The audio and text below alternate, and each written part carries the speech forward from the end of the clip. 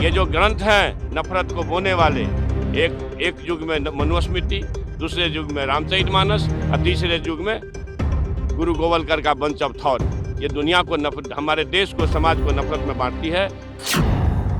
बिहार के शिक्षा मंत्री चंद्रशेखर का एक विवादित बयान सामने आया है, जिसमें शिक्षा मंत्री चंद्रशेखर ने रामचरितमानस को नफरत फैलाने वाला ग्रंथ बताया।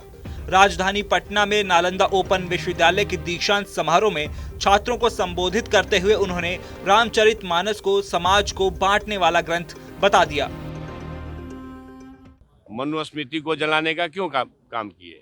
इसलिए कि मनुस्मृति में एक बड़े तबका के खिलाफ 85% लोगों के खिलाफ अनेकों गालियां दी गई। रामचरितमानस का क्यों प्रतिरोध हुआ? किस अंश का प्रतिरोध हुआ? अधम जात में विद्या पाए, भयहु जथा ही दूध पिलाए। यानी अधम मतलब होता है नीच। दुनिया के लोगों सुनो, आपके माध्यम से कहना चाहता हूँ, नीच जाति के लोगों को शिक्षा ग्रहण करने का अधिकार नहीं था, और उसमें कहा गया है कि नीच जाति के लोग शिक्षा ग्रहण करके जहरीला हो जाते हैं, जैसा कि सांप दूध पीने के बाद होता है। हम इस सवाल पर मैं इसलिए ये बात कहता हूँ कि इसी चीज को कोट करके बाबा साहब अम्बेडकर ने दुनिया के लोगों को बताया, ये जो ग्रंथ हैं नफरत को बोने वाले, एक युग में मनुस्मृति, दूसरे युग में रामचरितमानस और तीसरे युग में गुरु गोवलकर का बंच ऑफ थॉट, ये दुनिया को हमारे देश को, समाज को नफरत में बांटती है। नफरत देश को महान नहीं बनाएगा, जब भी कभी महान बनाएगा तो मोहब्बत ही बनाएगा। मंत्री जी ने ये बयान तो बिहार में दिया था, लेकिन उसका असर अब पूरे देश में देखने को मिल रहा है, और खासकर संत समाज में तो उनके इस बयान को लेकर खासा गुस्सा है। अयोध्या के संत जगत गुरु परमहंसाचार्य ने शिक्षा मंत्री चंद्रशेखर को उनके पद से हटाने की मांग की है। साथ ही ये तक कह दिया है कि अगर उन्हें एक हफ्ते के अंदर उन पर कोई कार्रवाई नहीं की गई तो वो उनकी जीभ काटने वाले को 10 करोड़ रुपए का इनाम देंगे। बिहार के शिक्षा मंत्री ने जिस तरह से रामचरितमानस को नफरत फैलाने वाला ग्रंथ बताया है, इससे पूरा देश आहत है। यह सभी सनातनियों का अपमान है, सभी हिंदुओं का अपमान है, और इस बयान के लिए मैं विधिक कार्रवाई के लिए मांग करता हूं कि एक हफ्ते के अंदर इनको मंत्री पद से बर्खास्त किया जाए और ये क्षमा मांगे।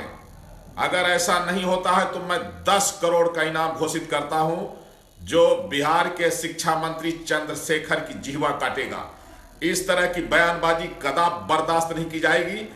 रामचरितमानस जोड़ने वाला ग्रंथ है, तोड़ने वाला नहीं।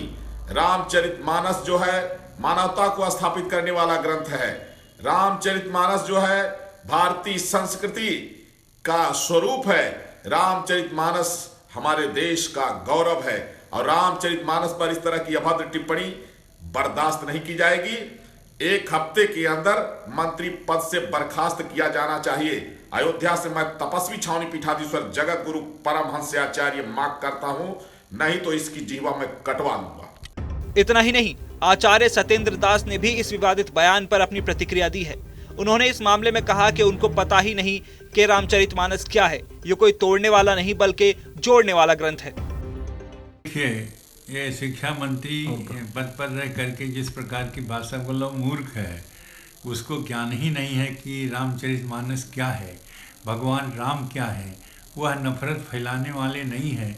जिस प्रभु राम ने कोल भील सभी ऐसे छोटे बड़े सभी जातियों को अपने गले में लगाया और सबको मिला करके चला, यहाँ से सेना न ले जा करके बानर भालुओं के साथ मित्रता करके और लंका पर विजय प्राप्त किया, उस ऐसे ग्रंथ को, ऐसे रामचरितमानस को कह रहा कि नफरत फैलाने वाली है। वह उसको पता नहीं है कि रामचरितमानस क्या है। रामचरितमानस जोड़ने वाला है, नफरत फैलाने वाला नहीं है। तो वहीं दिवाकर आचार्य महाराज ने कहा कि चंद्रशेखर रामचरितमानस के बारे में कुछ नहीं जानते, और रामचरितमानस को आतंक से जोड़ने वाले हमेशा के लिए मिट जाएंगे, और वो लोगों की धार्मिक भावनाओं को आहत करने का काम कर रहे हैं। देखिए, चंद्रशेखर जो शिक्षा मंत्री हैं बिहार के, वो अशिक्षित व्यक्ति, असभ्य प्राणी हैं, जिनको रामचरितमानस के बारे में कुछ भी नहीं पता है।